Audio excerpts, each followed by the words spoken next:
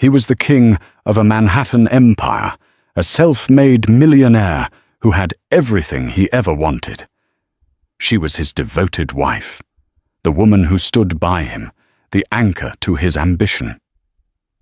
For years, Elena Park believed their love was the foundation of the life they built. The sprawling penthouse overlooking Central Park, the glittering parties, the future she thought was written in stone. But as she carried their first child, a chilling distance began to grow, a silence that no amount of money could fill.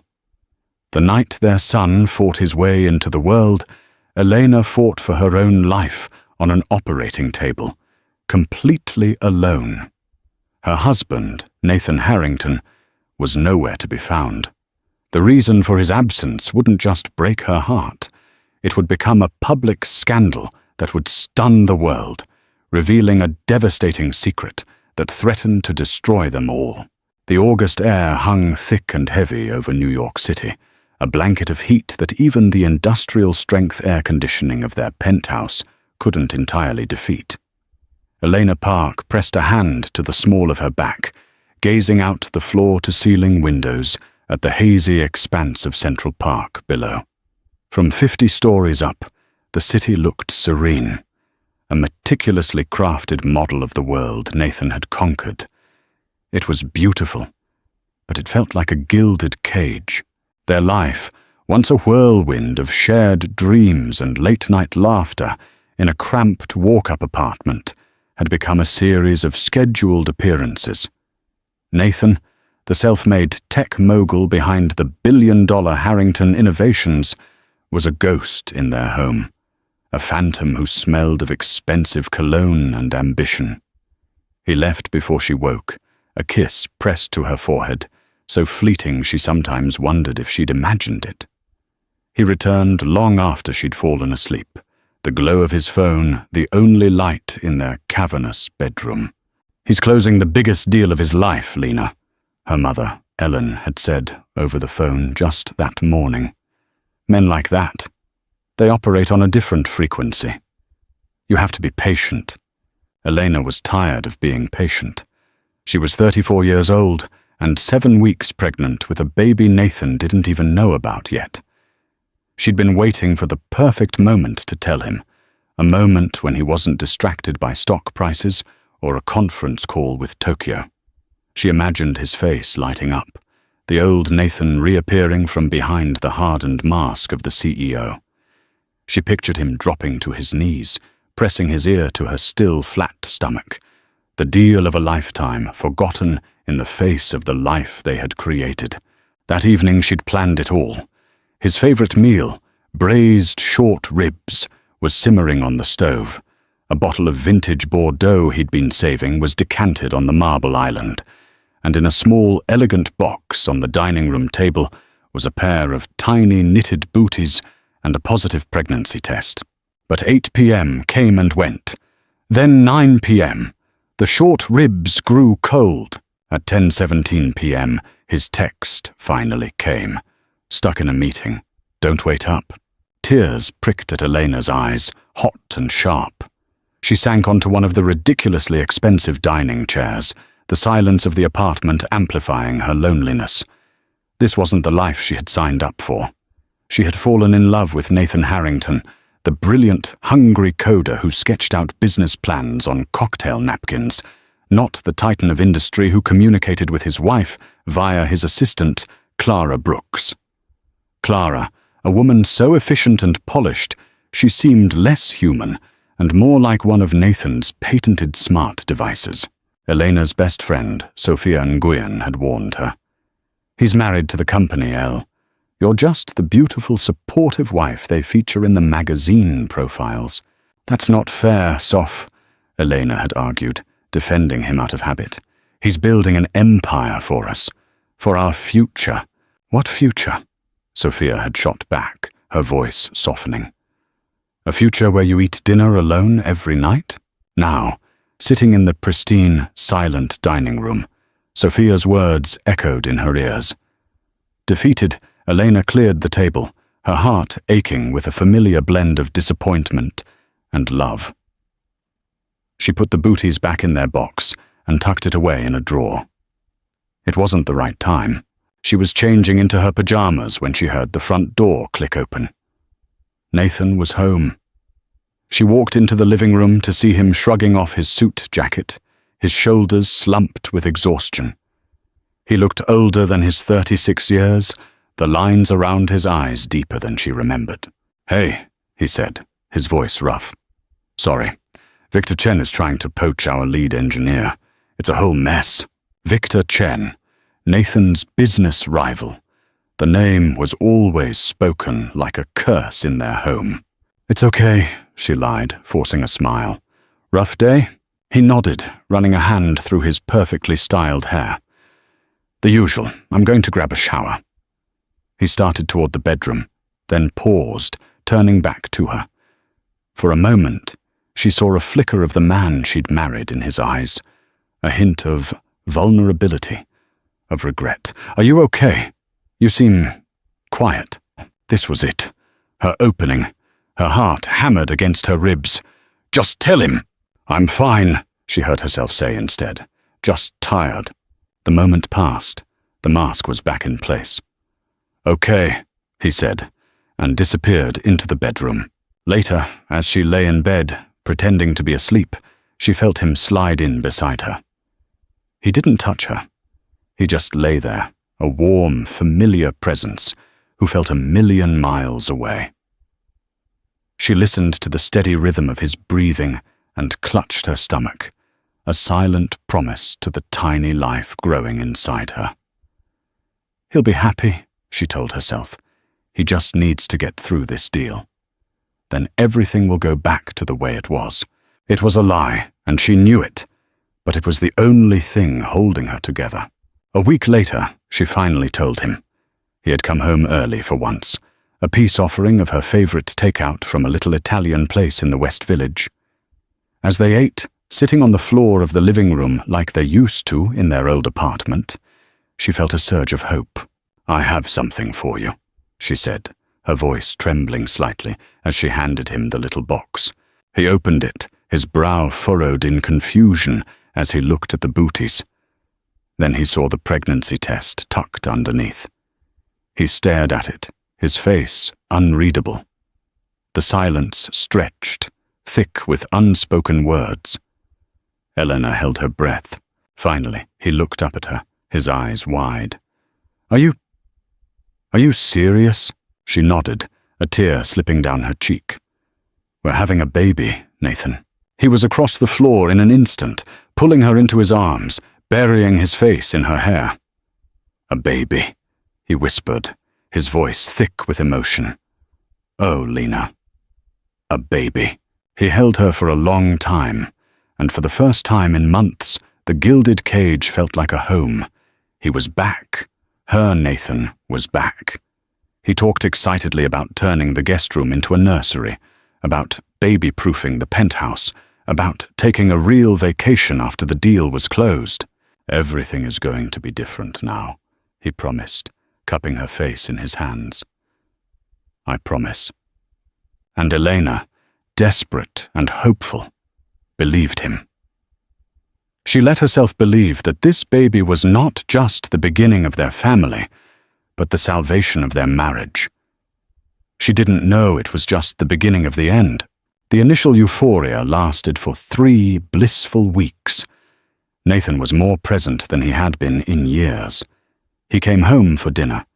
He accompanied her to her first ultrasound, his eyes welling up as they listened to the frantic, fluttering heartbeat of their child.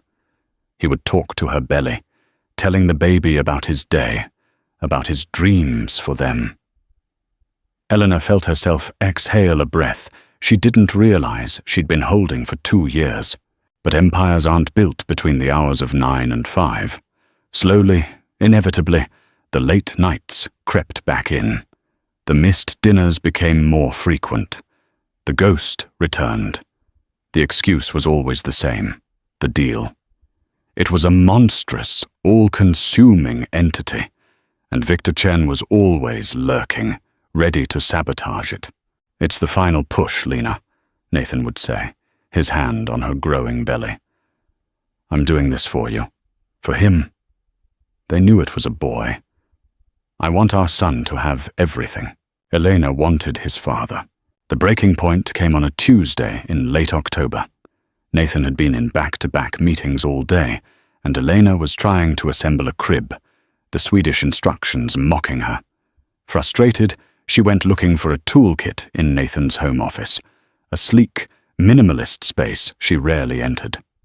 She didn't find the toolkit, but she did find his gym bag, carelessly left on the floor. As she moved it, a phone slid out from a side pocket. It wasn't his usual phone. This one was a different model, encased in a plain black cover. A cold dread washed over her. There was only one reason a man like Nathan had a second phone. Her hands trembled as she picked it up. It was unlocked. Her thumb hovered over the messaging app. "Don't do it!" a voice in her head screamed. "Whatever you find, you can't unsee it." But the doubt, the tiny seed of suspicion that had been planted by months of loneliness, was now a suffocating vine. She had to know. She opened the app. There was only one conversation, a long thread with a contact simply named K. K, you were incredible last night. Nathan, you bring it out of me. K, can't stop thinking about that hotel room. When can I see you again? Nathan, soon. This deal is killing me. I need the escape. K, I'm your favorite escape. Don't forget it. I'm finalizing the plans for the launch party. It's going to be spectacular, you'll see. Elena scrolled up, her vision blurring. There were months of messages, flirtatious banter, inside jokes, explicit details of hotel rooms and stolen afternoons. They talked about art, about music, about things she and Nathan hadn't discussed in years. It was more than just physical. It was an entire relationship, a secret life lived in, parallel to their own. Kay was Karina Morales, a high-profile event planner they'd met at a charity gala. Elena remembered her, stunning, sharp and ambitious. She remembered the way Karina had looked at Nathan. The air left Elena's lungs. The penthouse, her beautiful home, suddenly felt like a crime scene. Every promise, every tender moment from the past few months was now tainted. A lie. The baby kicked, a sharp, insistent jab, as if he could feel his mother's world shattering. She sank to the floor, the phone clutched in her hand, a wave of nausea rolling over her. She thought of the ultrasound, of Nathan's tears. Were they real? Or was it all just part of the performance? She immediately called Sophia. "Can you come over?" she whispered, her voice breaking. "Something's happened." Sophia arrived within the hour, her face a mask of concern. Elena, still on the office floor, simply handed her the phone. Sophia read the messages, her expression hardening from worry to fury. "That absolute son of a bitch," Sophia breathed, her voice low and dangerous. "I'm going to kill him. What do I do?" Elena sobbed, wrapping her arms around her belly. "Soph, what am I supposed to do?" "You leave," Sophia said, her tone firm. "You pack a bag, and you come stay with me. You don't say a word. You just disappear. Let him feel what it's like to come home to an empty apartment." But the thought of leaving felt impossible. This was her home. This was her life. And she was carrying his child. "I have to talk to him," Eleanor insisted. "I have to hear him say it to my face." "And what if he lies?" Sophia challenged. "What if he tells you it was nothing, that it's over, that you're the one he loves? Are you strong enough to walk away then?" Elena didn't have an answer. She decided to wait until he came home, to confront him with the evidence in her hands. She would be calm. She would be rational. She would demand the truth. She rehearsed the conversation in her head 100 times, the words tasting like ash in her mouth. As the hours ticked by, a sharp, cramping pain seized her abdomen. She gasped, doubling over. It came again, stronger this time. A wave of panic, cold and terrifying, washed over her. She looked down and saw a dark spot of blood on her maternity jeans. No, not now, not the baby. Forgetting everything about the phone, about Karina, about the confrontation, she scrambled for her own phone, her fingers fumbling as she dialed Nathan's number. It went straight to voicemail. She tried again. Voicemail. She called his office. Clara answered, her voice crisp and professional. "I'm sorry, Elena, but Mr. Harrington is in a critical meeting and cannot be disturbed." "It's an emergency, Clara," Elena cried, the pain making her vision swim. "You have to get him. I'm bleeding." There was a slight pause on the other end. "I'll pass along the message as soon as there's an opening," Clara said, her tone unchanged. The line went dead. The pain was blinding now. Elena collapsed onto the floor, her hand pressed against her belly, whispering her son's name over and over again. She was alone. Utterly and completely alone. With a surge of adrenaline, she dialed 911, her voice a choked whisper as she gave the dispatcher her address. The last thing she remembered before the darkness closed in was the wail of a distant siren, a sound that felt like the scream trapped in her own throat. The paramedics were a whirlwind of calm efficiency, their voices a low murmur as they strapped Elena onto a gurney. The familiar luxury of her apartment blurred into a chaotic mess of medical equipment and urgent commands. As they wheeled her out, her eyes fell on the second phone, still lying on the office floor, its screen dark, a monument to her husband's betrayal. In the ambulance, the wail of the siren was deafening, a soundtrack to her terror. The pain in her abdomen was a relentless, tearing fire. A paramedic held an oxygen mask to her face. "Just breathe," he said, his eyes kind. "We're almost at Redwood Medical." All she could think about was Nathan. Where was he? Did Clara give him the message? Was he on his way? Even after what she'd discovered, a primal part of her needed him. Needed his hand to hold, his voice to tell her everything would be okay. At the hospital, the emergency room was a blur of bright lights and sharp, antiseptic smells. A team of doctors and nurses descended on her. Dr. Nora Patel, her OB-GYN, was there, her usually warm face etched with serious concern. "Elena, we need to move fast," Dr. Patel said, her voice steady and reassuring as she examined her. "You have a severe placental abruption. The baby is in distress. We need to do an emergency C-section, right now." The words hit Elena with the force of a physical blow. C-section? But I'm only 32 weeks. "I know it's early, but it's the only way to save both of you," Dr. Patel explained, already motioning for the nurses to prep her for surgery. "My husband," Elena gasped, her eyes scanning the hallway. "Is he here? Did anyone call him?" A nurse gave her a sympathetic look. "We've tried his number multiple times, honey. It goes straight to voicemail." The last sliver of hope inside her crumbled into dust. He wasn't coming. He was in his critical meeting, closing his deal, while she and their son were fighting for their lives. As they wheeled her toward the operating room, her mother, Ellen, burst through the emergency room doors, her face pale with panic. "Oh, my baby girl," she cried, rushing to her side. "Mom," Elena sobbed, gripping her mother's hand. "I'm so scared." "I'm here. I'm right here," Ellen promised, her own tears flowing freely. "You're not alone," but she was. The one person who should have been there, the one person who had promised to protect her and their son, was absent. The operating room was cold and sterile. The anesthesiologist spoke to her in a soothing voice, but she could barely register his words. All she could hear was the frantic beeping of the monitors, a sound that mirrored the frantic beating of her own heart. A screen was put up, blocking her view. She felt a strange tugging sensation. And then, after what felt like an eternity, a tiny, weak cry pierced the air.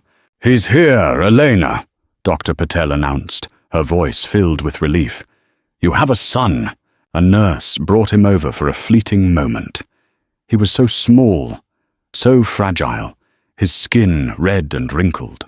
His eyes were squeezed shut, his tiny mouth open in a silent protest. He was the most beautiful thing she had ever seen. They placed him in a portable incubator and whisked him away to the neonatal intensive care unit before she could even touch him. "Is he okay?" she asked, her voice hoarse. "He's a fighter," Dr. Patel said, "but he has a long road ahead. He's in the best hands now." As the exhaustion and the drugs pulled her under, her last conscious thought was of Nathan. She pictured him in a boardroom, powerful and confident, completely oblivious to the fact that his son had just been born. The bitterness was a poison in her veins. She woke up hours later in a private recovery room. Ellen was asleep in a chair by her bed, her hand resting on Eleanor's arm. The pain in her abdomen was a dull, throbbing ache, a physical reminder of the trauma. But it was nothing compared to the gaping wound in her heart.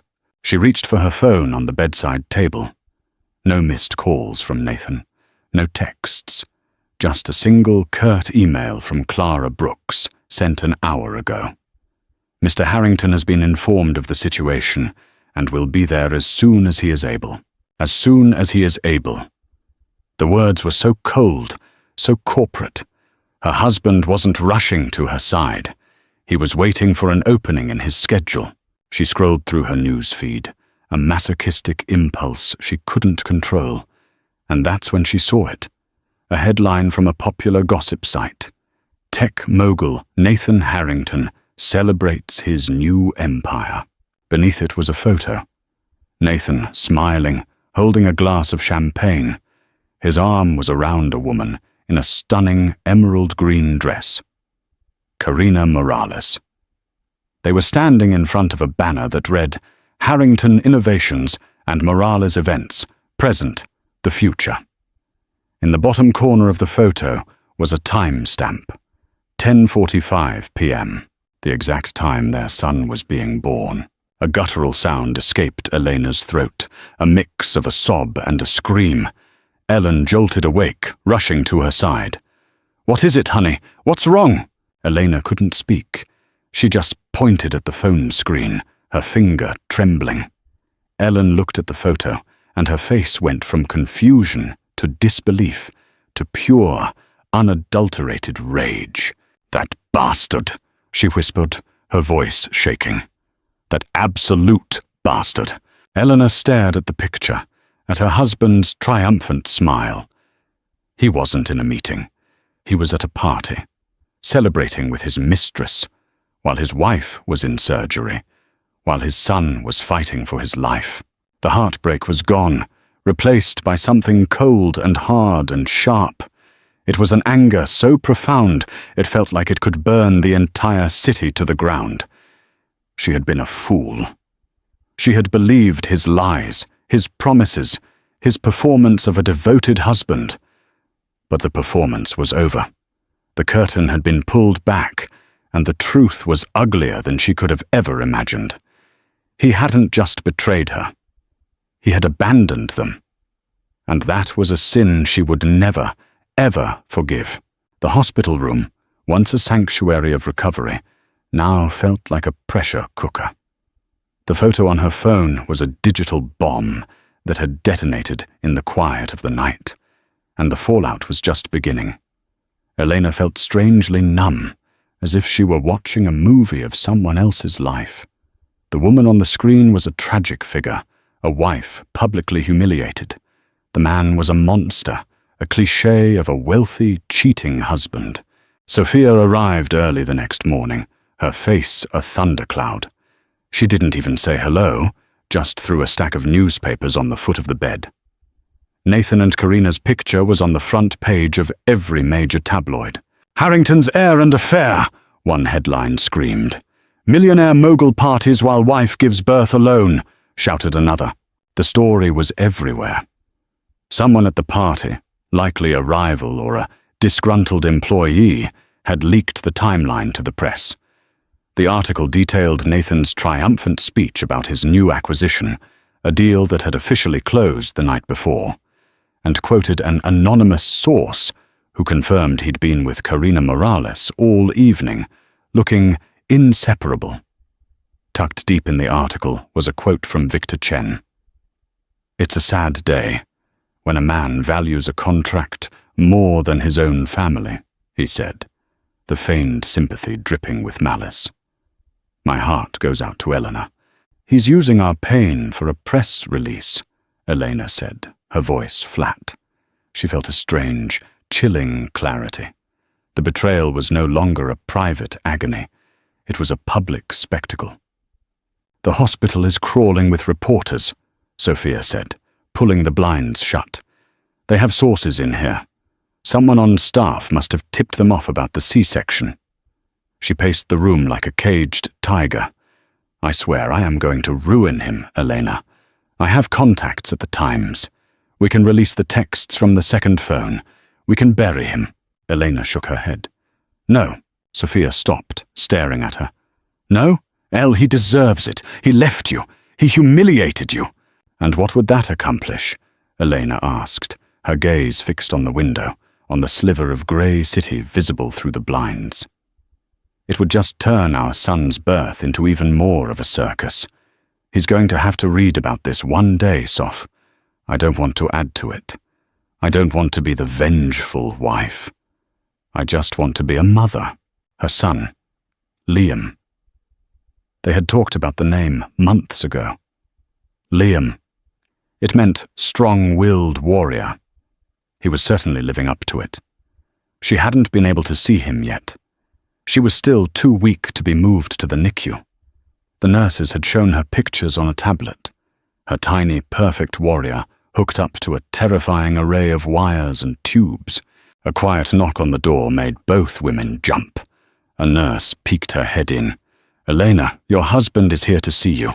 Sophia's entire body tensed. "Tell him to go to hell." "No," Elena said again, her voice surprisingly steady. "Let him in." Sophia looked at her, her eyes wide with disbelief. "Are you sure?" Elena nodded. "I'm sure, but I want you to stay." Nathan walked in, and the atmosphere in the room crackled with tension. He looked terrible. His expensive suit was rumpled, his face was pale and unshaven, and his eyes were bloodshot. He was holding a ridiculously large bouquet of white roses, which he placed awkwardly on a table. He looked like a man who had been dragged through hell. "Good," Elena thought. He took a step toward the bed, his eyes pleading. "Lena," he began, his voice raspy.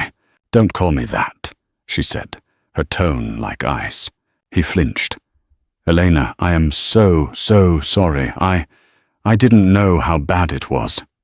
Clara said you were bleeding, but I didn't realize." "You didn't realize," Elena repeated, her voice dangerously low. "My water could have broken. I could have been in active labor, and it wouldn't have mattered, would it? Because you were busy. You were celebrating." "It wasn't a celebration," he insisted, desperation creeping into his voice. "It was a work event. The final signing. It was critical.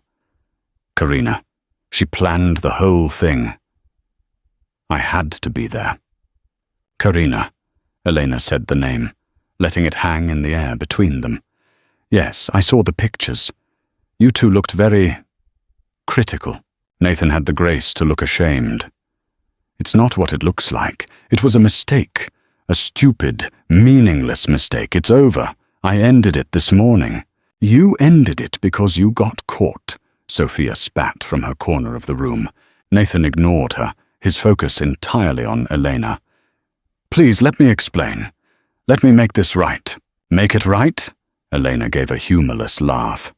"How could you possibly make this right, Nathan? You weren't there. Our son was born, and you weren't there. I was alone."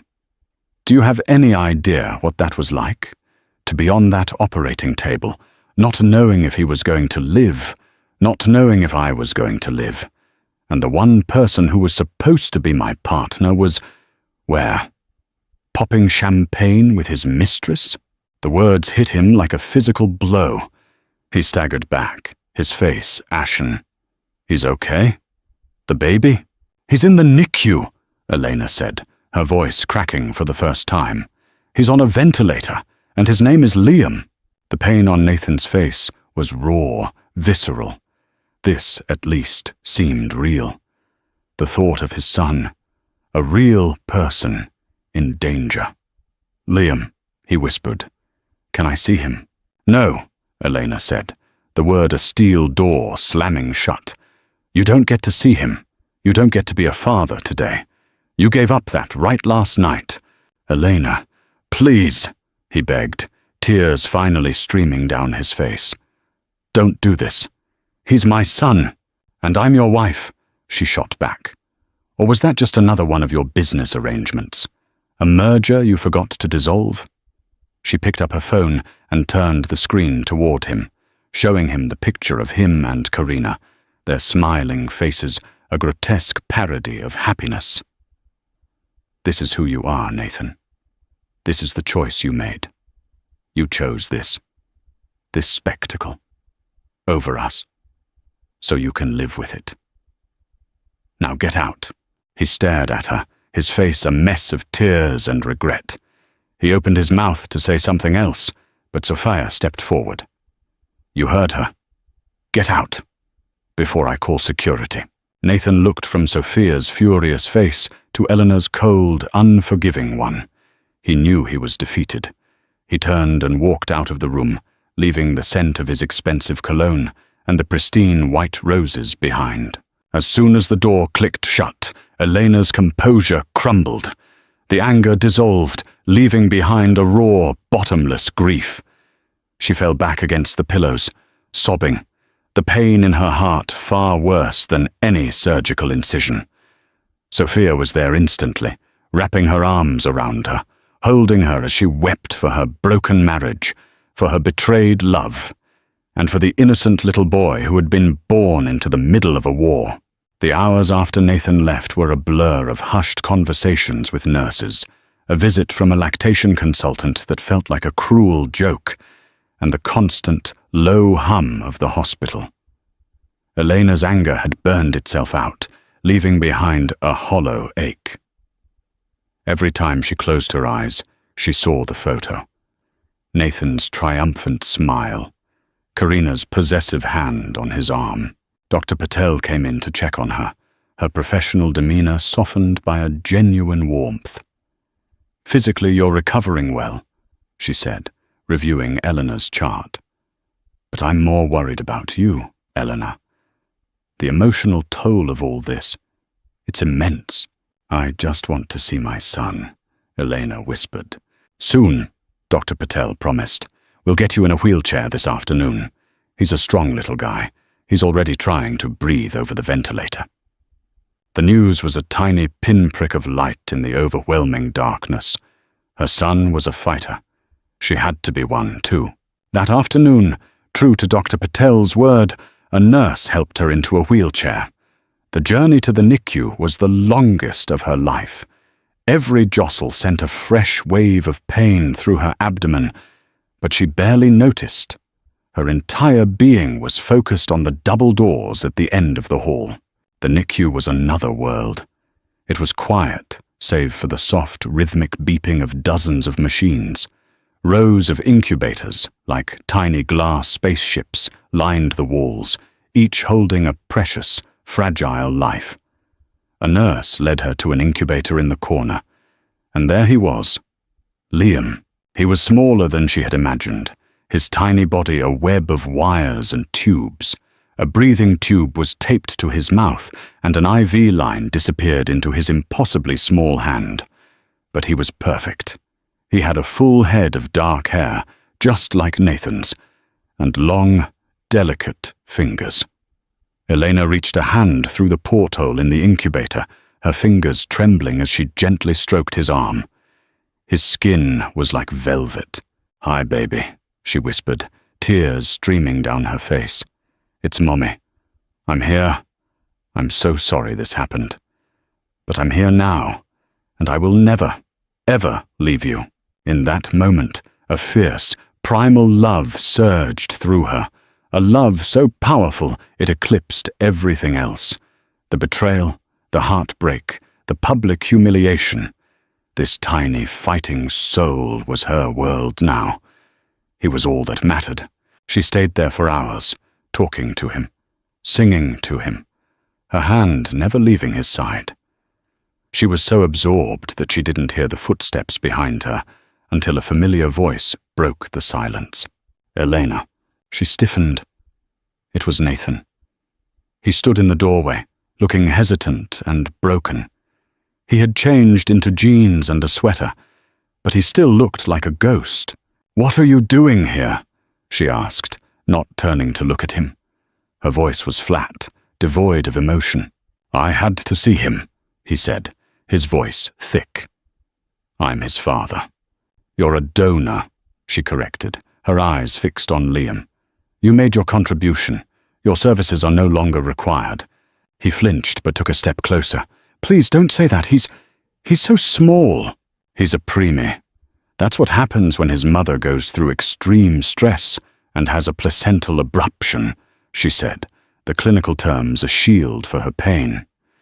"You should read about it. It's fascinating." "I know I messed up," he said, his voice cracking. "I know sorry isn't enough. It will never be enough. But I am begging you. Let me be his father. Let me be there for him." Elena finally turned to face him, her eyes blazing. "Be there for him? Like you were there for me? Like you were there for his birth? You want to be a father now that the hard part is over?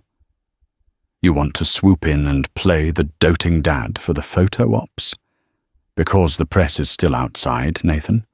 I'm sure they'd love a picture of the repentant millionaire at his son's incubator." "This has nothing to do with the press," he insisted, his voice rising. A nurse shot them a warning look, and he lowered it to a desperate whisper. "This is about him. Our son. I will do anything to fix this. I'll go to therapy. We can go to counseling. I'll sell the company if that's what it takes. I don't care about any of it anymore. I only care about you and him." For a fleeting second, she almost believed him. She saw the raw desperation in his eyes, the genuine agony. The old Eleanor, the one who loved him, wanted to forgive him, to let him in. But then she remembered the second phone, the months of lies, the champagne glass in his hand. "You don't get to fix this, Nathan," she said, her voice quiet but firm. "There is no us to fix. You broke us. You shattered us into 1,000,000 pieces. And I'm not interested in trying to glue them back together. My only priority now is him." She gestured toward the incubator. "He needs peace. He needs calm. He needs a mother who isn't a wreck. And you are the opposite of that. You are chaos. You are a storm. And I will not let you destroy him, too." "So that's it?" he asked, his face crumpling. "You're just cutting me out? I don't get to know my own son." "You will know him," she conceded, the decision forming in her mind even as she spoke the words. "You can see him. But not with me. You can arrange your visits with the nurses. We will not be here at the same time. We will co-parent from a distance. We will be business partners in the raising of this child. That is all we are now. Is that clear?" The finality in her voice was absolute. This wasn't a negotiation. It was a verdict. Nathan stared at her, his hope visibly dying. He looked past her at the tiny baby in the glass box, the son he couldn't hold, the child of the woman he had irrevocably lost. He gave a single, sharp nod, his throat too tight to speak. He turned and walked away, His shoulders slumped in defeat. Elena watched him go, a profound sadness washing over her. She had won the battle, but it felt like she had lost the war. She turned back to her son, her tiny, perfect warrior. She had protected him from the storm, but she knew, with a certainty that chilled her to the bone, that the storm was far from over. The elevator ride down from the NICU felt like a descent into hell. Each floor marker that dinged past was a reminder of the new, sterile reality Nathan had created for himself.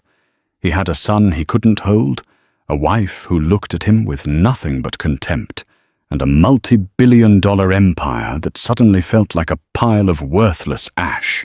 He stumbled out into the hospital lobby, ignoring the whispers and stares from strangers who recognized him from the morning's tabloids. He pushed through the glass doors and was immediately blinded by a barrage of camera flashes. "Mr. Harrington, is it true you missed your son's birth for a party? Are you and Karina Morales in a relationship? What do you have to say to your wife?" He shoved his way through the media scrum, his driver pulling the town car to the curb just in time. He threw himself into the back seat, shouting his home address. As the car pulled away, he saw his own haggard face reflected in the window, the city lights blurring behind him like a watercolor painting left out in the rain. Back at the penthouse, the silence was a physical presence. The half-assembled crib in the living room was a monument to his failure. The faint scent of Elena's perfume in the bedroom was a ghostly accusation. He walked into his home office and saw the second phone lying on the floor where Elena must have dropped it. He picked it up, a wave of self-loathing so intense it made him physically sick. He scrolled through the messages with Karina, the flirtatious jokes, the plans for secret meetings, the complaints about work. It all seemed so pathetic now, so juvenile. What had he been thinking? He had a brilliant, beautiful, loving wife at home. A woman who had supported him when he had nothing, and he had risked it all for... what? An ego boost? A distraction? An escape? Karina was the escape. She was easy. She demanded nothing from him but his presence, his money, his power. She didn't ask him how his day was or worry when he worked too late.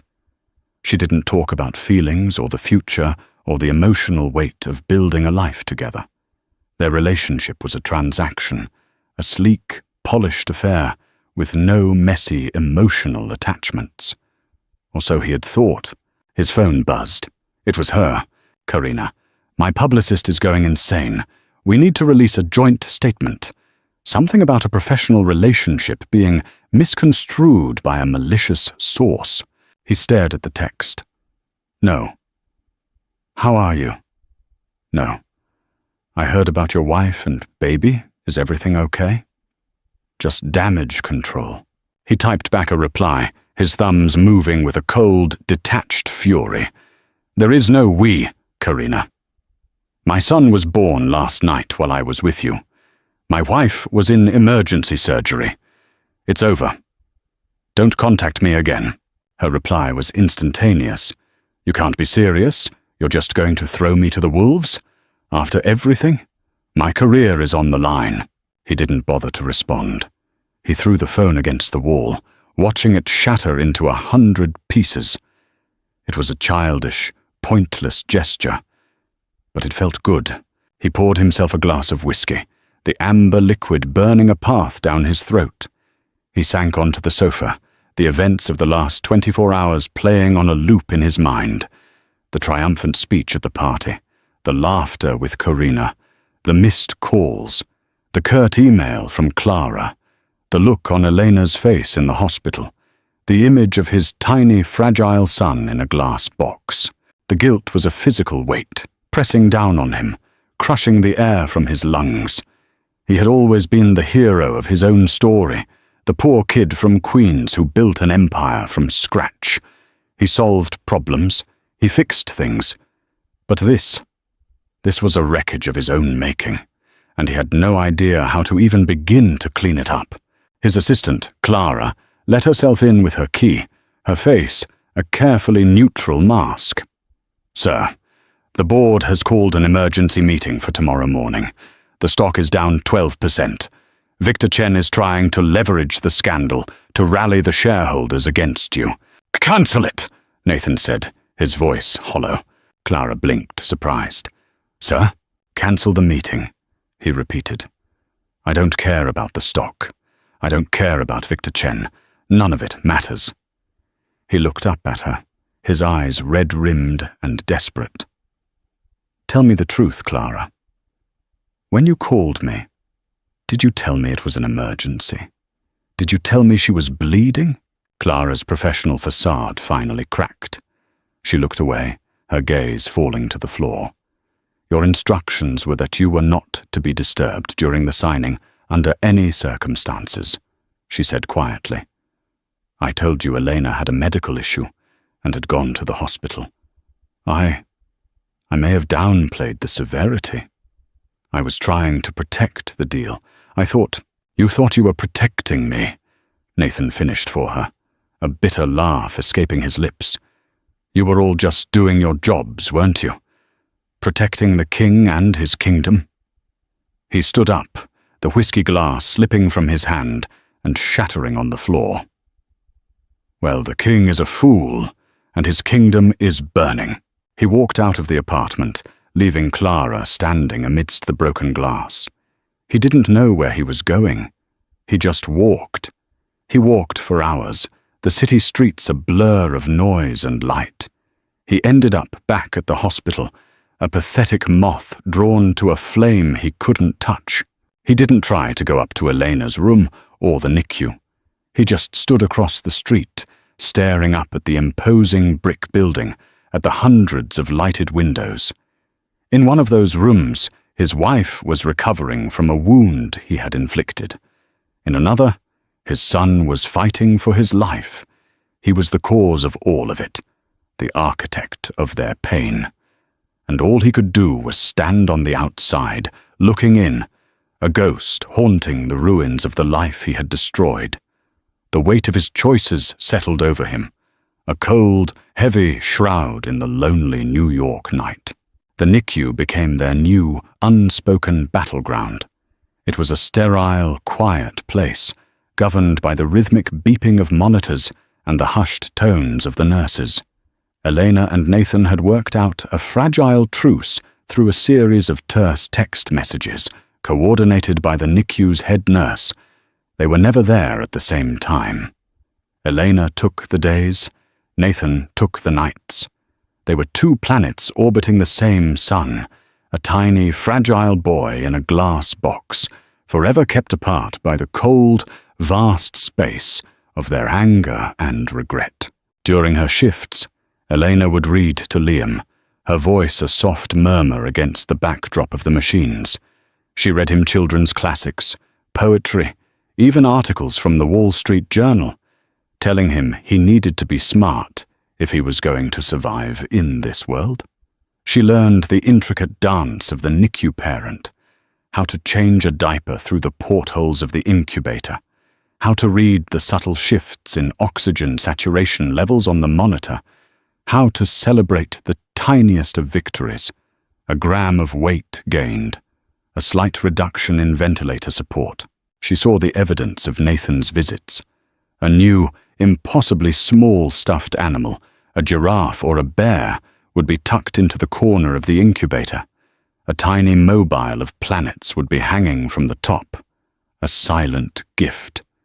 He was trying, in his own clumsy, distant way, to be a father. One afternoon, there was a scheduling mix-up.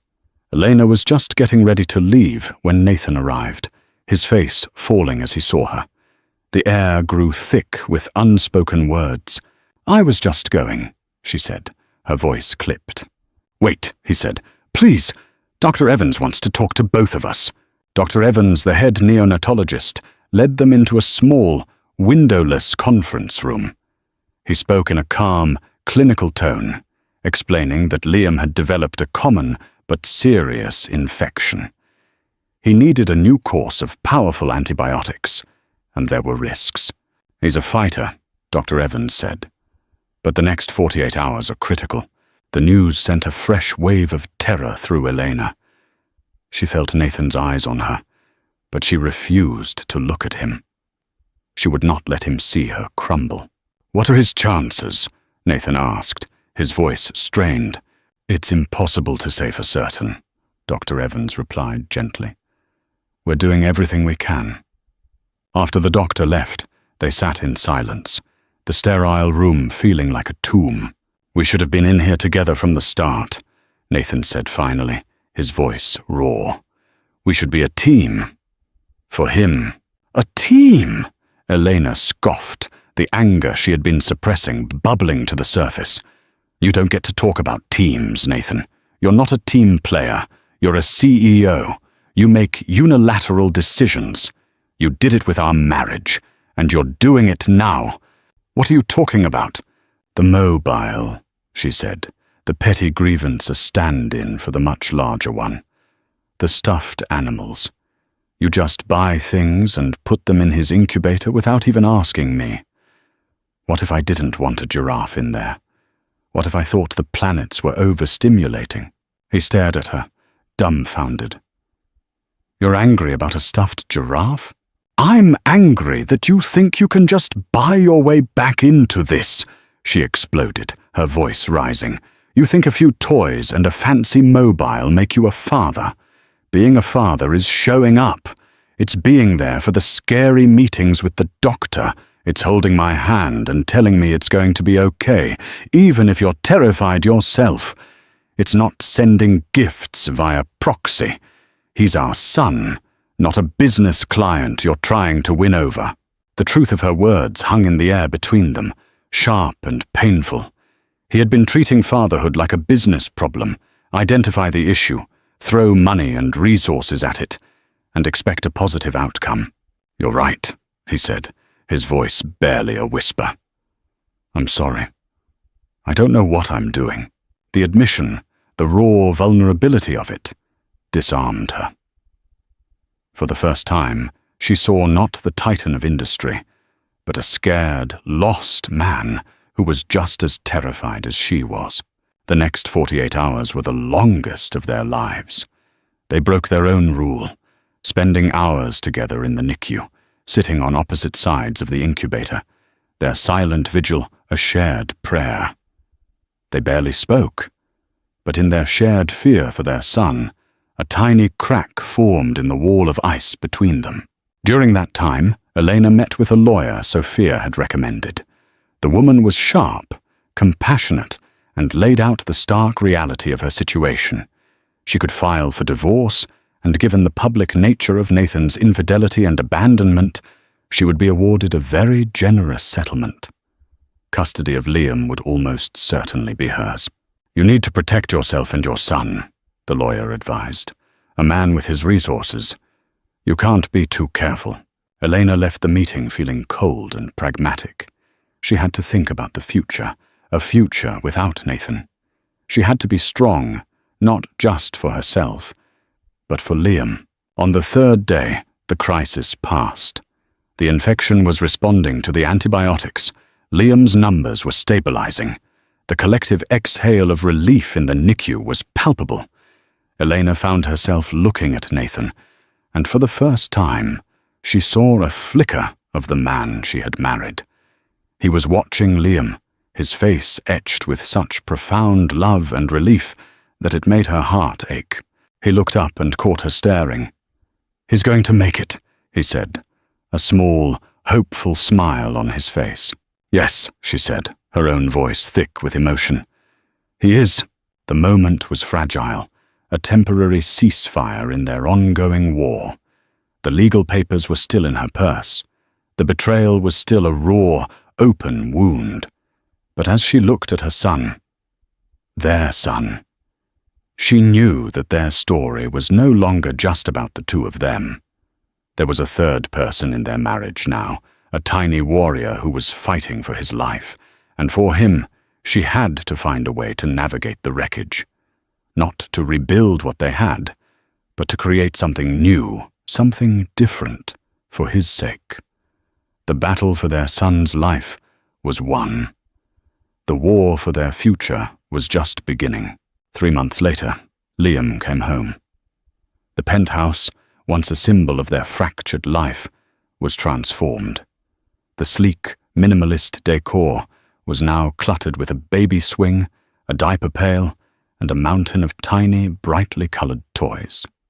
The silence was replaced by a new soundtrack, the soft gurgle of a contented baby, the whir of a bottle warmer, and the occasional, sleep-deprived sob, usually Elena's.